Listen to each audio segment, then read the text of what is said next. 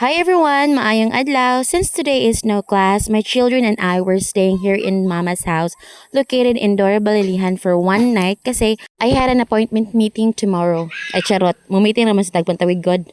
Dahil nga walang agas dito sa tubig sa Dorol for almost 12 hour, balik tayo sa dating gawi.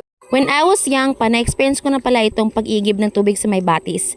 Yes, for those who don't know what this thing is, this is what we call batis or a spring. Lumaki ako sa hirap at ito ang pinakaunang natutunan ko na gawain ang pag-igib ng tubig sa batis. Sinama ko na yung mga anak ko kasi nga malapit lang din naman ito sa bahay ng mama ko. And I think nasa mga 30 steps siguro, mararating mo na itong batis. Just like what I've done before when I was young, remembering those memories we had like mag-iigib ng tubig araw-araw, sa umaga at sa hapon. Sinama ko na ngayon mga anak ko kasi I want them to share what I've experienced I had before when I was young.